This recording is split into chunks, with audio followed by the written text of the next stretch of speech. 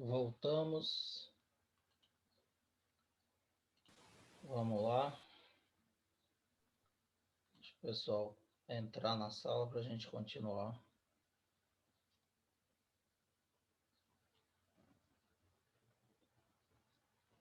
Deixa eu ver aqui.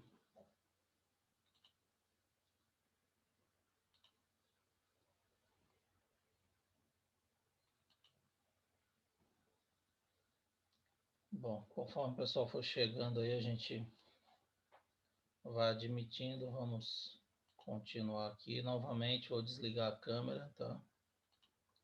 Para poder melhorar aqui a transmissão. Bom, então, vasos comunicantes. Alguém tem alguma dúvida sobre vasos comunicantes, que é baseado no princípio de Stevin de Pascal? A gente não falou ainda do princípio de Pascal, mas vocês vão ver aí na sequência, que é o que a gente vai falar agora nessa aula, que o princípio dos vasos comunicantes, ele é baseado tanto no teorema de Stevin quanto no princípio de Pascal, certo?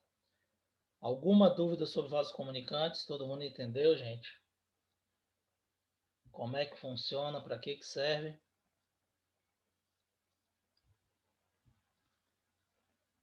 Estou esperando a resposta de vocês. Não, professor. Não? Tá tranquilo então, né? Então vamos lá. É o seguinte. Eu disse para vocês da questão do... Antes de começar a falar aqui do princípio de Pascal, eu disse para vocês, vamos exemplificar aqui de novo a questão dos vasos comunicantes. Olha o que eu falei para vocês da caixa d'água do reservatório da Embasa aí para distribuir a água para as residências, certo? O mesmo princípio de vasos comunicantes é aplicado em uma residência, certo? Então, numa casa qualquer, você tem a caixa d'água onde? Sempre no ponto mais alto. Então, é isso aqui, ó. A mesma coisa dos vasos comunicantes, da caixa d'água lá de distribuição. Você tem a caixa d'água da residência sempre no ponto mais alto, porque essa caixa d'água ela vai jogar por gravidade, vai jogar água para o lavatório, para o vaso sanitário, para a ducha, para o chuveiro, para a pia, para o tanque, para a torneira do jardim, que estão sempre num ponto mais baixo do que a caixa d'água. Então, ao abrir o registro, você faz com que esses vasos se comuniquem e a tendência é atingir o mesmo nível da caixa d'água. Então, vamos supor que a caixa está cheia, desceu aqui até a metade. A tendência seria atingir esse nível aqui. Como todos os pontos aqui estão mais baixos do que esse nível, a água vai atingir todos esses pontos aqui por gravidade, sem necessidade de utilização de bomba. Então, o mesmo princípio que a gente usa para distribuir a água nas residências, princípio de vasos comunicantes. Outra utilização dos vasos comunicantes é também no vaso sanitário, no sifão, tá? Qualquer sifão que você tem na pia, no vaso sanitário, ele utiliza esse princípio de vasos comunicantes. Por quê? Observe aqui um vaso sanitário. Você tem aqui o vaso acoplado com o recipiente de água que é utilizado para dar descarga. Aqui você tem a louça com o vaso sanitário propriamente dito, e nesse vaso está ligado um sifão, que é essa curva aqui que desce para o esgoto. O que acontece? Como é um vaso comunicante, o nível da água que você tem dentro da cuba do vaso, ela vai atingir o mesmo nível no sifão, porque são vasos comunicantes. Então, se está aqui, nesse nível, dentro do sifão, vai atingir esse nível aqui, porque o sifão tem essa curva. Para que isso? Para impedir que o cheiro do esgoto retorne aqui, ó, e venha para o ambiente do do banheiro. Então, esse nível de água aqui, mantido pelo vaso comunicante, impede que o mau cheiro dos dejetos que vão para o esgoto retorne para a cuba do vaso sanitário e, consequentemente, se espalhe pelo ambiente do banheiro. Então, é um princípio utilizado de vasos comunicantes também no vaso sanitário. Tá? Então, nós temos aplicações, caixas d'água de reservatórios de águas de cidade, caixa d'água de residência, vasos sanitários, e assim vai. Tem várias outras aplicações que a gente utiliza o princípio do vaso comunicante. O nível do pedreiro, tá? Que ele utiliza para tirar o nível. O manômetro, que é o aparelho utilizado para medir a pressão, aquele em forma de U que eu acabei de mostrar para vocês. Todos utilizam o princípio dos vasos comunicantes. Certo? Ah, professor, por que o senhor está passando isso aí? Porque isso já foi cobrado no Enem e pode ser cobrado de novo. Deixa eu ver se aqui no módulo de vocês tem essa questão do Enem. Acho que tem ela.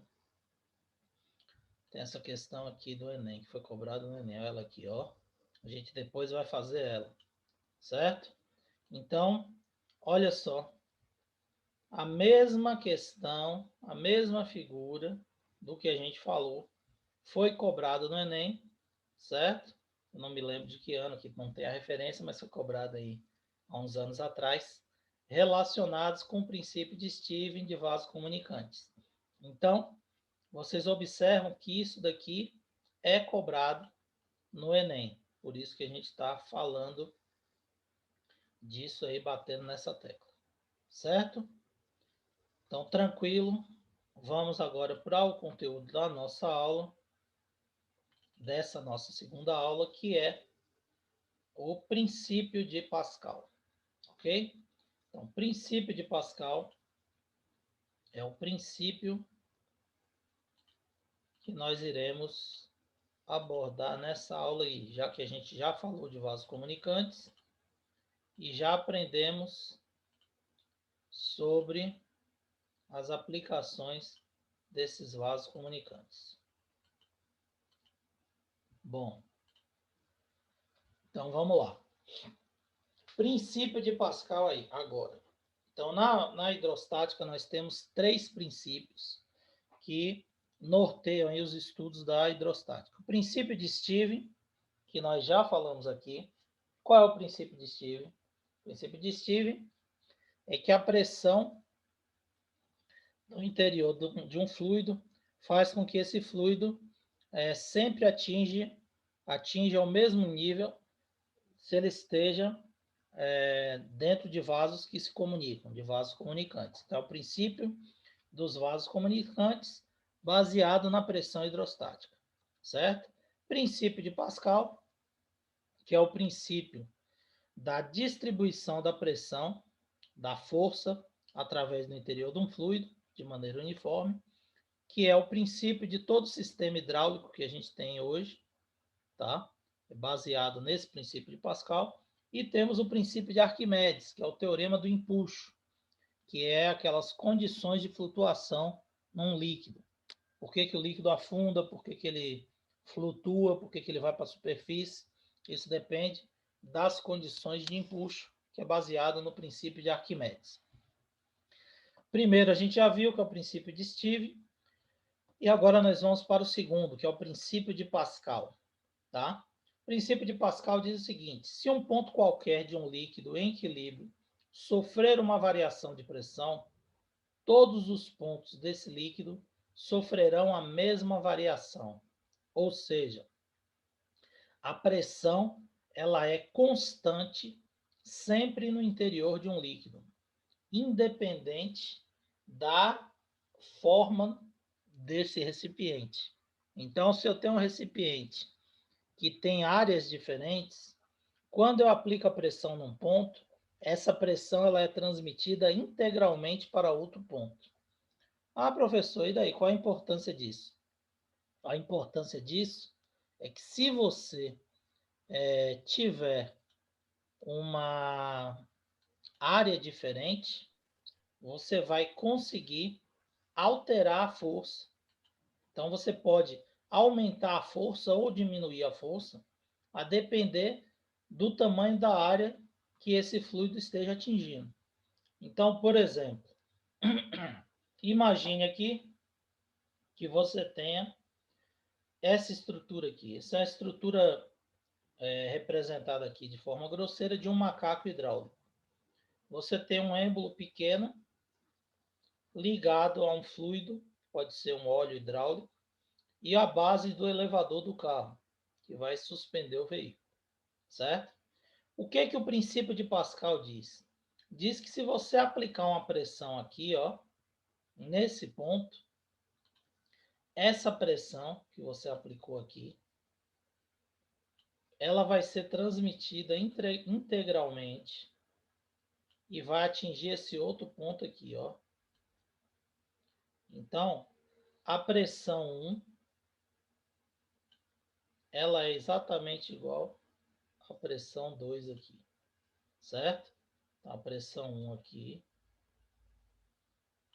vai ser igual à pressão 2, elas são equivalentes.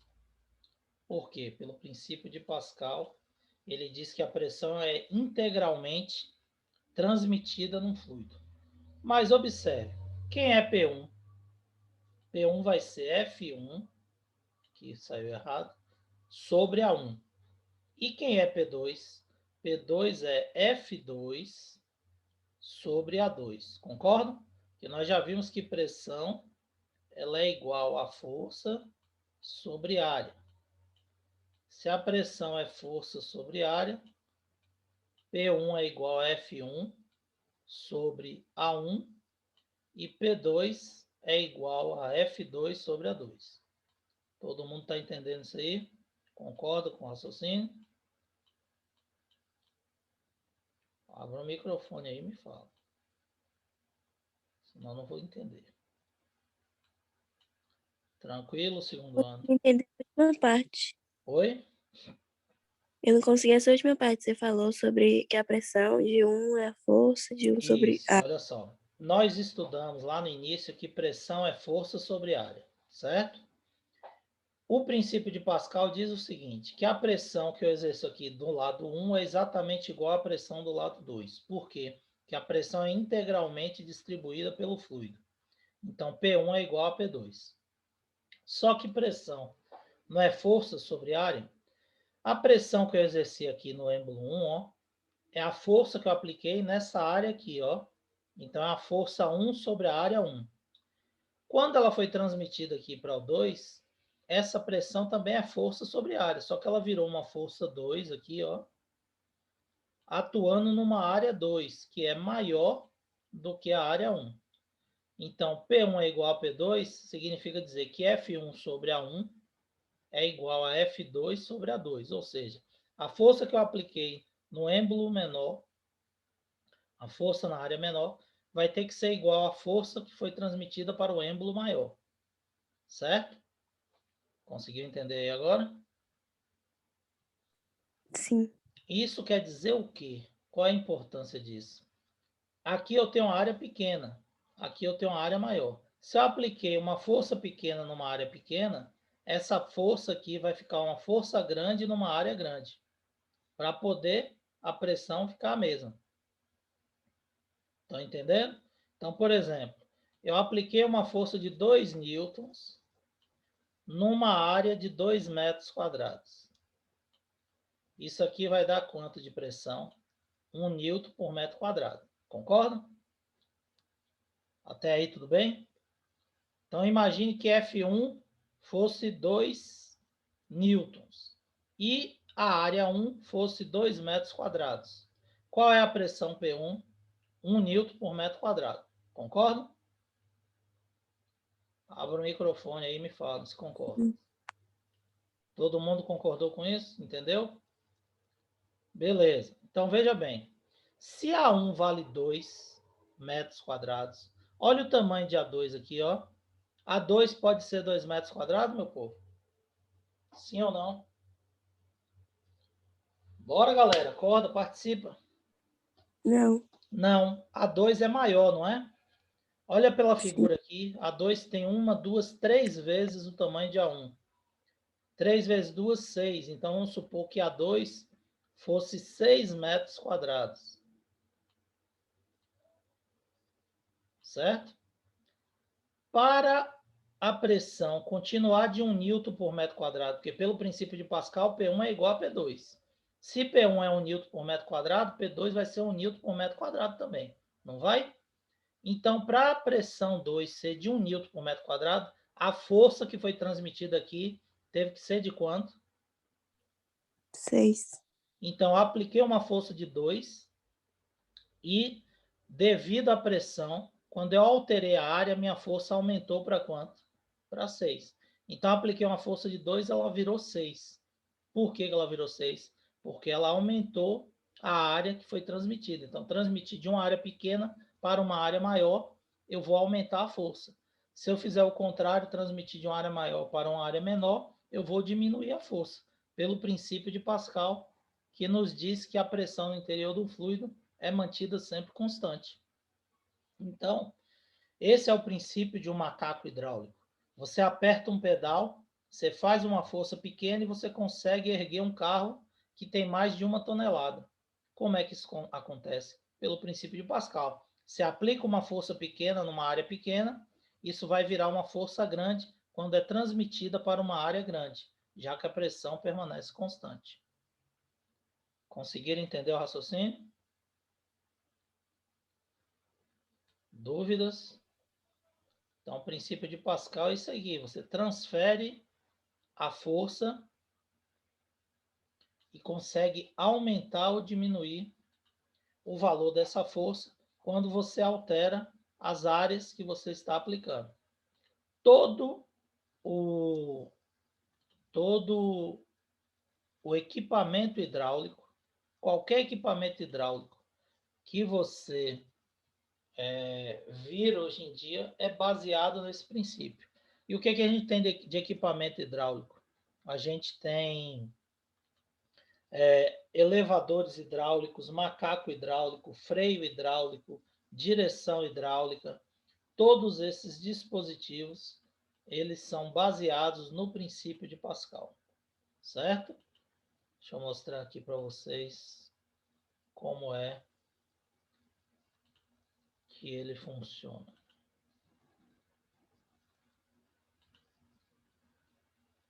Aqui. Então, o princípio de Pascal, ele está relacionado com essa explicação aí da manutenção da pressão no interior do fluido.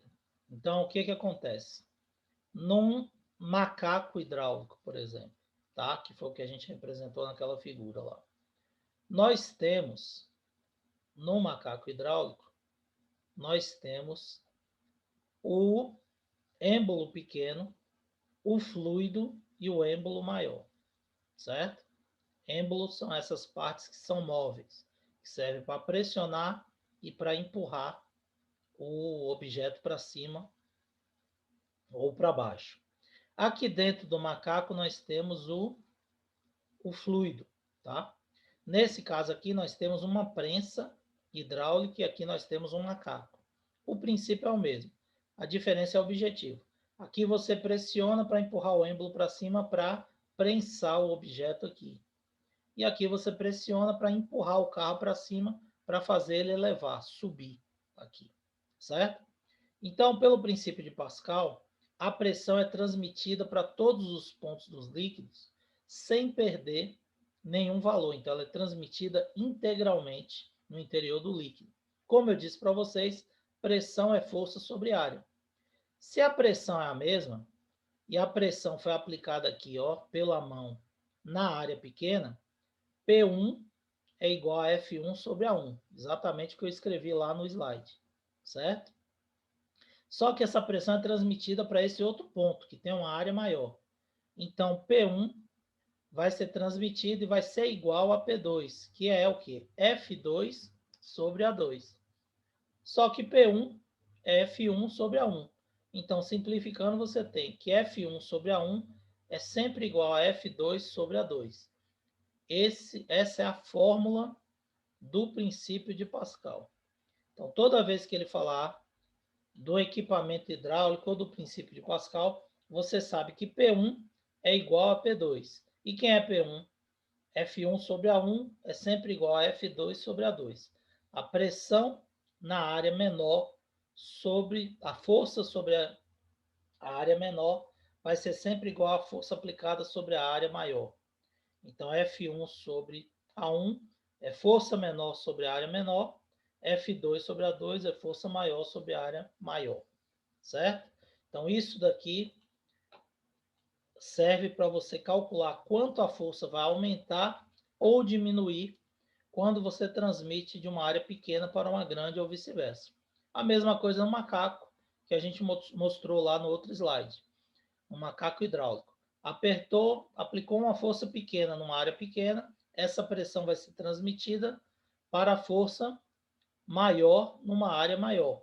Então, jogou essa pressão para uma área maior, aumentou a área, você tem que aumentar a força para que a pressão permaneça constante. Certo? Todo mundo entendeu? Dúvidas, meu povo? Aí aquilo que eu havia explicado para vocês com relação ao freio hidráulico.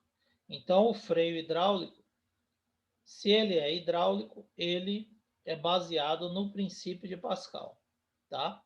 Então, tem aqui a pressão. Lógico, para você exercer uma força suficiente para um carro parar, um carro que esteja deslocando aí a 80 km por hora, você vai ter que fazer uma força muito grande. Então, a comparação é a seguinte. Imagine que você esteja empurrando o carro com o pé. Ou, para ficar mais simples ainda, imagine que o carro esteja em cima de um elevador com as rodas soltas no ar e esse carro está rodando, engrenado na marcha lá, rodando a roda até atingir uma velocidade de 80 km por hora. Se você colocar o pé no pneu, você vai conseguir apertar esse pneu e fazer essa roda parar? Sim ou não, meu povo? Não, né? Por quê? Porque tem que ser uma força muito grande. Porém, quando você pega esse mesmo pé e empurra o pedal do freio, você consegue fazer essa roda parar. Por quê? Porque você aplica uma força pequena numa área pequena. E essa força vai ser transmitida para uma área grande, certo? E essa força transmitida numa área grande, ela vai ter um aumento, porque a pressão permanece a mesma, então a força vai ser aumentada, porque ela atinge uma área maior, que é a área de contato com toda a roda do pneu. Então você multiplica a força que você aplicou no pedal, porque você multiplicou a área aí pelo princípio de Pascal, certo? A mesma coisa ocorre na direção hidráulica. Então, quando nós pegamos um veículo sem direção, hoje em dia todos os carros têm direção hidráulica, tá? Mas antigamente não, você tinha carro com direção mecânica. O carro que não tem a direção hidráulica, ela é mais pesada. Hoje em dia você tem a direção elétrica, que é mais leve ainda do que a hidráulica, tá? Mas a hidráulica, que sai na maioria dos carros comuns aí, você tem a direção hidráulica que segue desse princípio. Então, o sistema hidráulico da direção é semelhante, só que você tem um dispositivo um pouco diferente. Então, você tem o óleo, que está na mesma pressão, um braço hidráulico que está ligado aqui à tubulação. Nesse caso aqui, você tem uma bomba que joga esse fluido através. Você tem um reservatório lá no motor e esse fluido é bombeado para a tubulação. E essa tubulação vai para um cilindro hidráulico que está ligado aqui na parte que direciona as rodas, que vira as rodas, tá?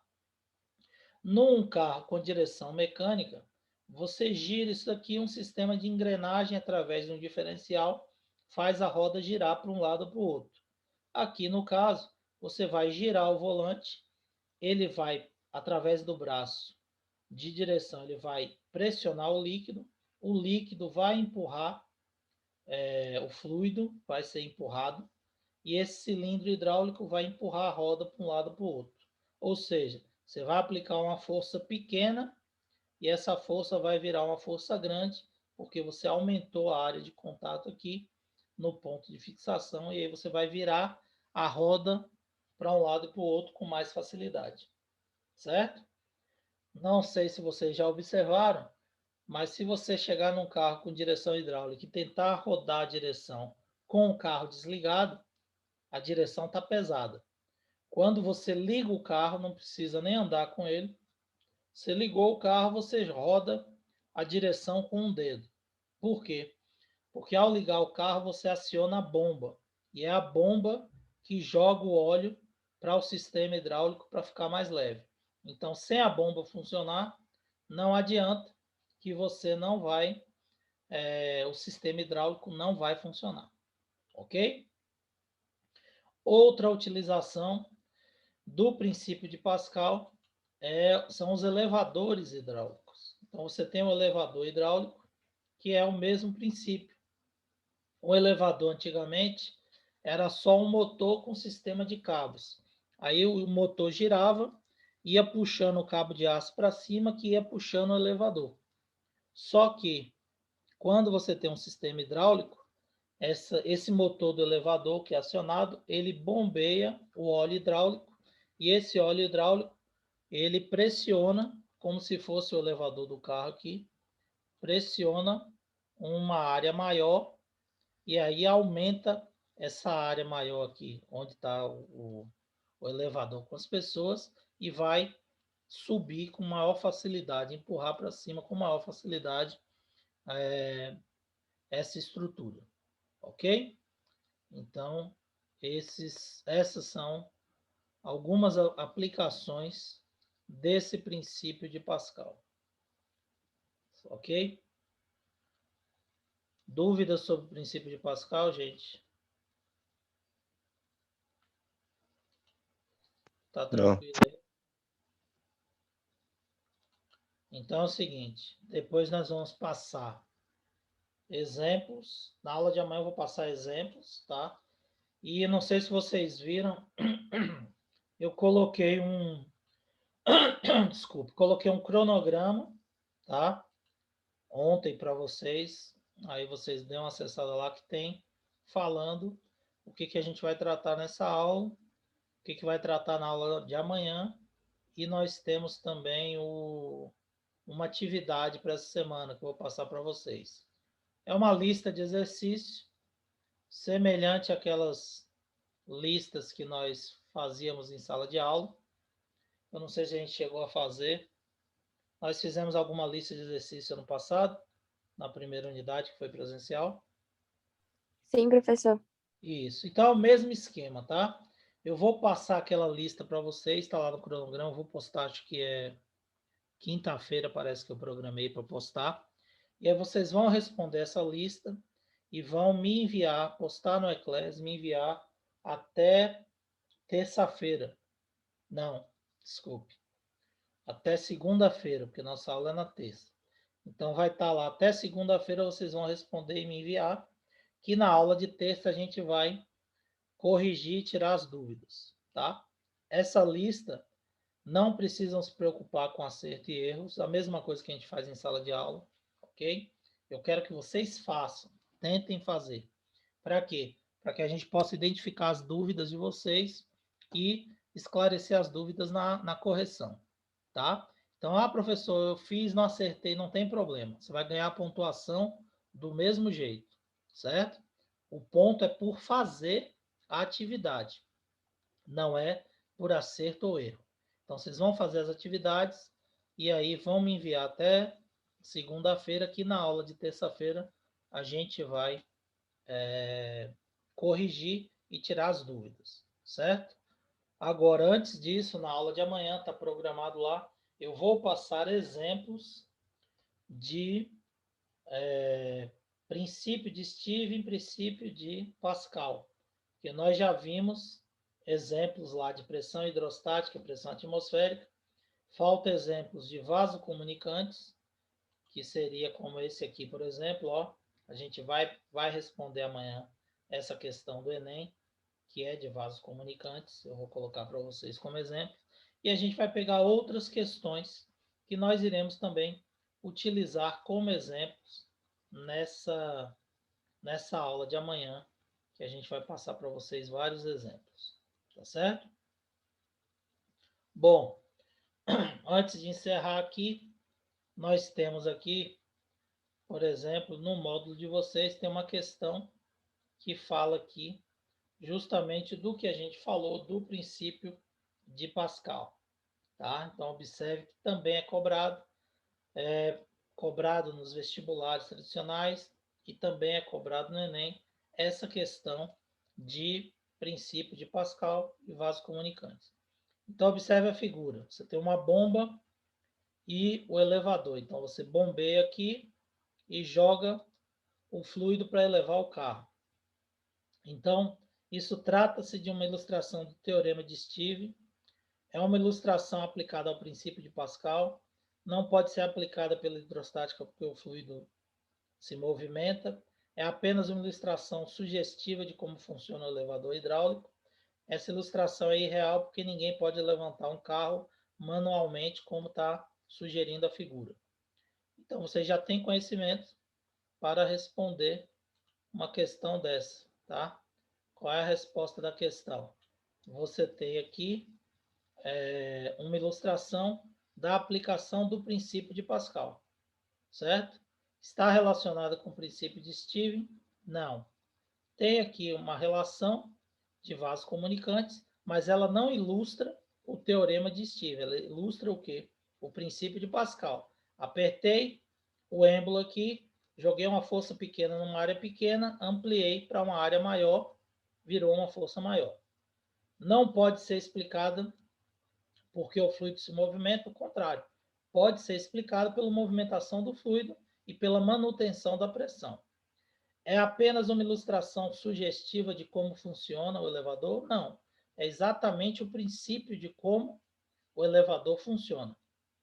E essa ilustração é irreal? Claro que não. Ela é real, porque utilizando o princípio hidráulico, você consegue levantar o carro com uma bomba manual.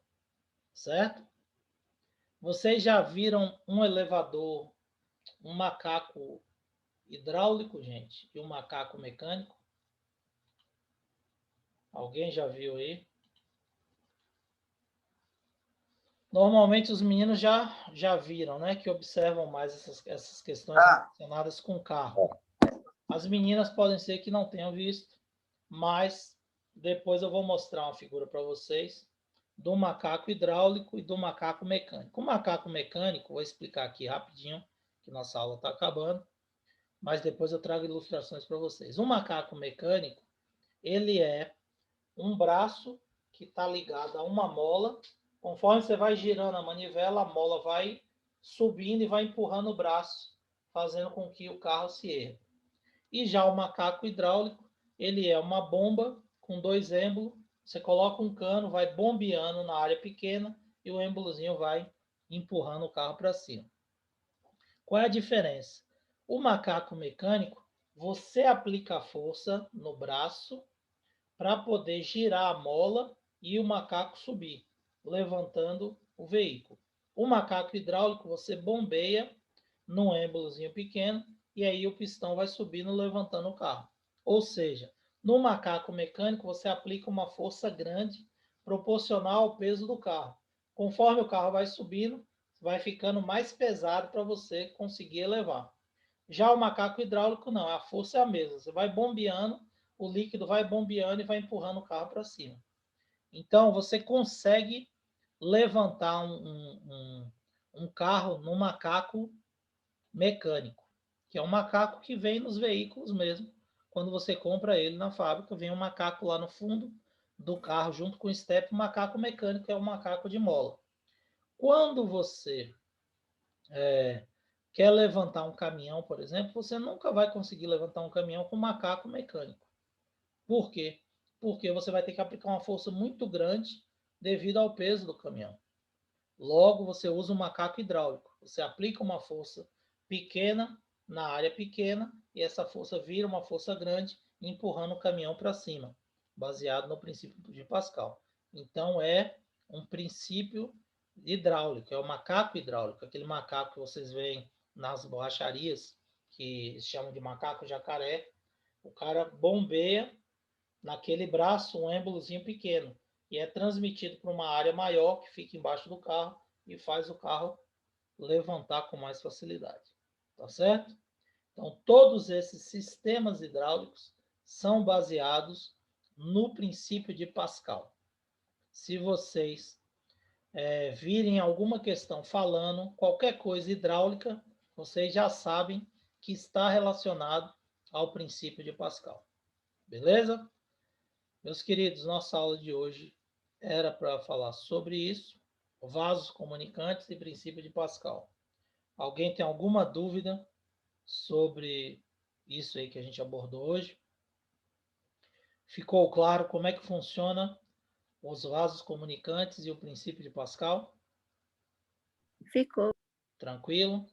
Então, beleza. Ó, na aula de amanhã, nós vamos exemplificar os dois. Vai ser só para a gente mostrar exemplos dos dois, tá certo?